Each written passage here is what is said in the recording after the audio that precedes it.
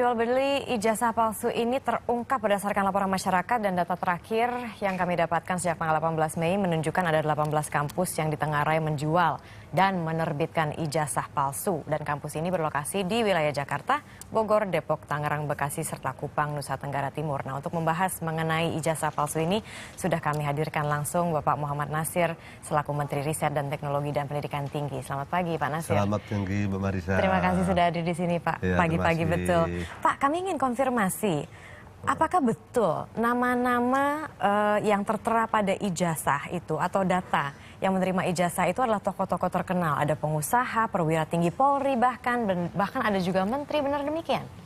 Ya, terima kasih Mbak Marisa. Untuk yang menerima ijazah dari suatu lembaga yang saya rasa tidak kredibel atau tidak punya izin, itu mungkin lihat di webnya.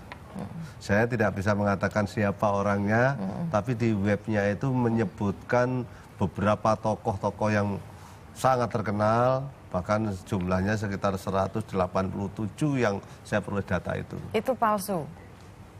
Kalau lembaganya palsu, otomatis ijazahnya adalah Tapi tadi ada pernyataan dari mereka bahwa kami ini official. Ya, oleh karena palsu. itu maka silahkan untuk menuntut, kami sudah laporkan kepada polisi, karena ini tidak ada izin dari Direktorat Jenderal Pendidikan Tinggi di Kementerian Riset Teknologi dan Pendidikan Tinggi. Oke, apa hasil koordinasi terakhir dengan kepolisian Pak? Terkait Koordinasi terakhir saya dengan Bapak Kapolri, itu pada hari Sabtu, saya sampaikan, saya akan menyiapkan data untuk saya sampaikan kepada beliau, nanti supaya bisa ditindaklanjuti untuk pemeriksaan terhadap lembaga tersebut.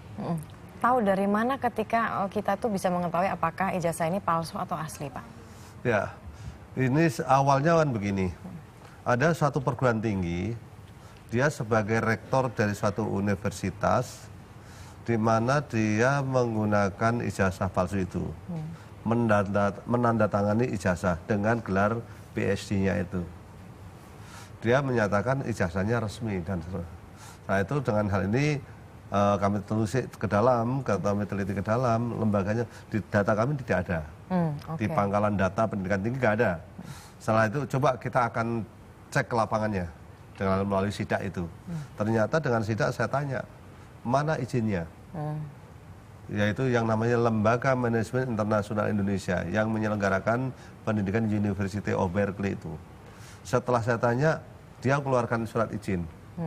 Ada surat izinnya, tapi izinnya adalah lembaga kursus manajemen ya, bukan sebagai penyelenggara pendidikan tinggi.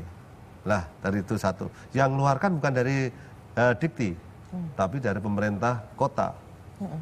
Kalau itu pemerintah kota, ini nggak ada kewenangannya, ya. Apalagi disampaikan tadi sudah diakui oleh duta besar, apa hubungannya?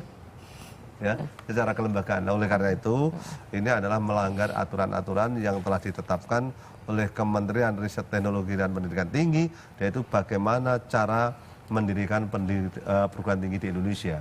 Harus ada izin dari Direktorat Jenderal Pendidikan Tinggi, dalam hal ini di bawah Kementerian Riset Teknologi dan Pendidikan Tinggi. Kami juga akan hadirkan informasi bagaimana cara membedakan kira-kira ijazah yang asli dan ijazah yang palsu yang mana. Kami ingin konfirmasi apakah informasi yang kami dapatkan ini sudah valid atau belum. Silakan dimainkan grafisnya. Hah, ini dia Pak, di belakang situ. Di layar belakang.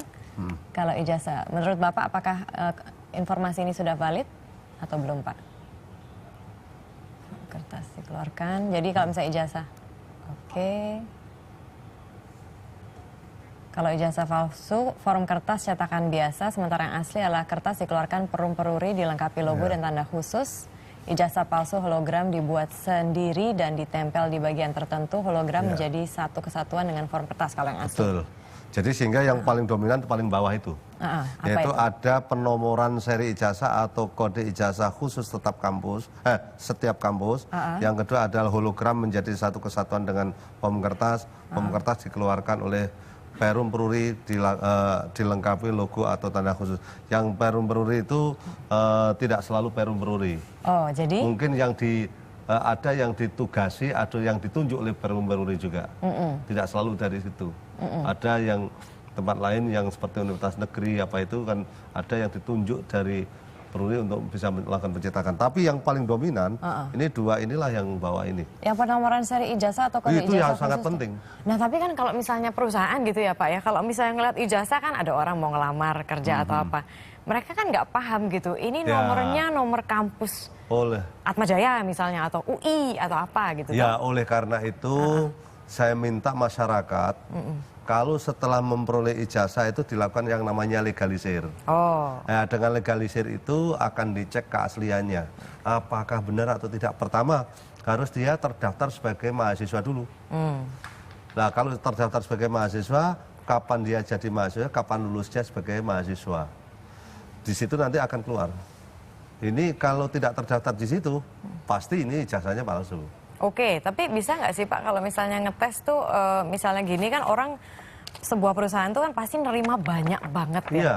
Aplikasi job application itu orang pasti cuma yang oh iya oke next, oh iya oke next gitu. Iya, Nah kalau gitu cara untuk mengkonfirmasi bahwa orang ini emang skillful sama orang ini nggak skillful itu gimana? Pada saat dia melakukan pendaftaran, biasanya perusahaan tidak melakukan hal itu.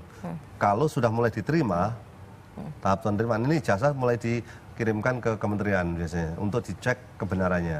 Atau perguruan tinggi yang bersangkutan dicek kebenarannya. Kalau itu perguruan tinggi negeri, langsung biasanya pada perguruan tinggi negeri itu. Kalau perguruan tinggi swasta, nanti dengan Kopertis dan LLPT atau dari PDPT Dikti. Jadi itu akan dicek. Di PDPT itu Mbak Marisa itu ada data mahasiswa Indonesia. Seluruh Indonesia, Universitas A ini mahasiswanya berapa, siapa namanya, ada semua. Itu available untuk masyarakat, untuk publik ya? Iya, itu available untuk publik. Nah ini nanti ke depan yang harus kami informasikan kepada masyarakat bagaimana cara melihat itu. Nah yang saya lakukan ini sekarang itu bagaimana sistem pengawasan itu. Sekarang ketat sekali dalam hal ini.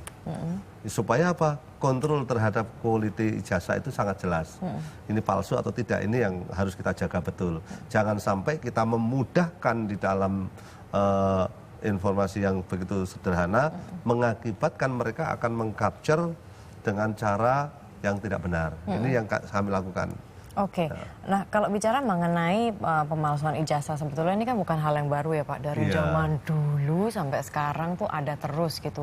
Sebetulnya apa sih yang menjadi problem, apa yang menjadi penyebab jual beli ijazah palsu ini sampai sekarang masih eksis?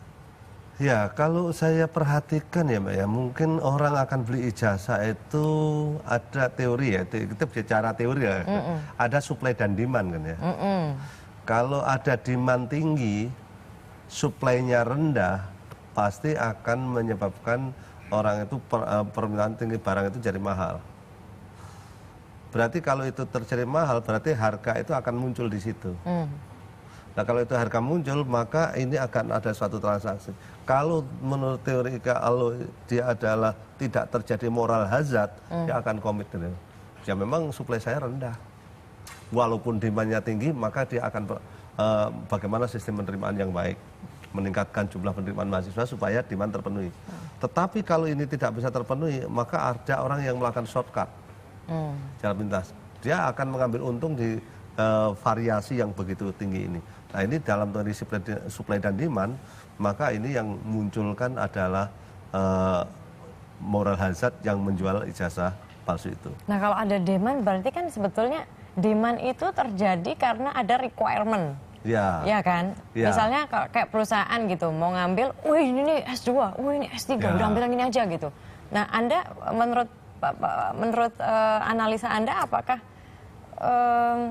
perusahaan-perusahaan ini sistem rekrutmennya itu apakah fair atau tidak? Karena kan kalau misalnya di luar negeri nih Pak, saya mau komparasi aja. Kalau di luar negeri itu kadang-kadang dia nggak lihat sekolahnya tinggi atau enggak gitu. Pokoknya kamu skillful, ya udah saya rekrut gitu. Nah, oleh karena itu di Kementerian Ristek dan Dikti itu udah mengeluarkan pedoman, peraturan, nggak usah lah orang hanya melihat ijazah saja. Kita itu kan hanya, kalau saya katakan lebih demam pada ijazahnya. Tapi kompetensi tidak pernah diperhatikan. Kementerian Ristek dan Dikti itu telah mengeluarkan satu pedoman, yaitu namanya KKNI. Apa itu? Kualifikasi Kompetensi Nasional Indonesia. Kalau seseorang katakan tidak punya graduation, tidak punya ijazah katakan untuk sebagai sarjana, dia ada yang kira-kira di perusahaan itu yang dibutuhkan requirement-nya apa tuh? selevel sarjana katakan. Dia pada kompetensi berapa? Ternyata dia punya kompetensi lebih nih. Oke, oh kalau gitu sama dengan sarjana, walaupun kamu tidak sarjana. Gitu. Cara dapetinnya gimana Pak? Ini ada kompetensi nanti dinilai oleh lembaga kompetensi mereka. Katakan dia seorang engineering, ya nanti engineering itu akan mengeluarkan kompetensi seseorang itu. Dites nanti kompetensi, oke, ya sertifikat kembali. Oh mereka adalah walaupun tidak sarjana, tapi dia punya sertifikasi itu, maka selevel dengan sarjana. Jadi ini akan di-provide sama perusahaan. Jadi perusahaan harus mengaplikasikan KKN. Saya rasa penting itu. Gimana perusahaan caranya, atau Pak, pemerintah kami juga lakukan ini di pendidikan tinggi ya. Dosen lah. Dosen itu kan syaratnya kalau mahasiswanya S1, dosen kan harus S2 minimal. Iya. Ada yang dosen itu yang ngajar bukan S2. S1 kan nggak boleh. Tapi dia punya KKNI, dia punya kualifikasi pengalaman di dalam bekerja, katakan ini di pelayaran lah. Dia adalah seorang pelaut. Pengalamannya dia berlaut adalah 30 tahun. Nah, ini nanti pengalaman ABCD yang ada di dalam pendidikan ini berarti selevel dengan S2. Ini kami keluarkan. Dan ini berjalan dan itu diakui. Diakui. Ini oleh semua perusahaan 100% di Indonesia atau hanya sebagian kecil saja, Pak? Ini sudah diumumkan pada perusahaan seluruh Indonesia. Tapi bagaimana pada pemerintah juga sudah disampaikan. Sekarang tergantung user kan ya. Jadi hanya sekedar himbauan saja gitu. Ya. Berarti problem akan terus jalan dong, Pak Nasir. Oleh karena itu, solusinya adalah harus ada duduk bersama antara BKN, Badan Kepegawaian Nasional, dengan hal ini untuk duduk baru ada mutual recognition ya, mutual agreement itu harus kita lakukan. Jadi kalau ada mutual recognition itu sangat penting sekali. Jadi kalau kita ada mutual recognition arrangement itu atau MRA itu akan jauh bagus. Antara kami di pendidikan tinggi dengan user. Dalam hal ini kalau pemerintah melalui BKN, kalau ini mungkin melalui Kemenaker, Kementerian Tenaga Kerja, dalam pengakuan terhadap kompetensi itu. Berarti untuk meeting ini kira-kira kapan Pak akan terjadi? Yang sudah itu ada beberapa yang sudah dilakukan, contohnya untuk lembaga sertifikasi profesi ya. Ya. Sertifikasi profesi seorang katakan teknisi akuntansi, teknisi engineering, teknisi tentang farmasi, teknik itu ada, sudah ada.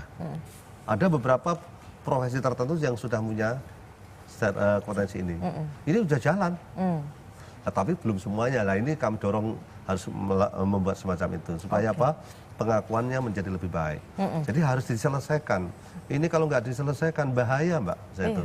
Akhirnya nanti jual beli jasa muncul lagi nih. Iya, berarti kita akan terus kekurangan skilled ini, pekerja-pekerja. Oleh karena itu, skillful. kami di dalam Kementerian Riset dan Riset Teknologi dan Pendidikan Tinggi adalah output atau hasil dari kementerian ini adalah National Competitiveness, daya saing bangsa. Iya. Daya saing bangsa ukurannya adalah skill worker atau qualified worker, tenaga kerja yang terampil atau tenaga kerja yang berkualifikasi. Nah, Iya, ini cuma punya waktu setahun loh Pak, karena kan tahun depan kan kita kan akan memasuki masyarakat ekonomi ASEAN kan. Satu lagi Pak, singkat saja, kalau misalnya memang ada pihak yang ketahuan, oh ini memang jual beli nih ijazah palsu, itu sanksinya apa?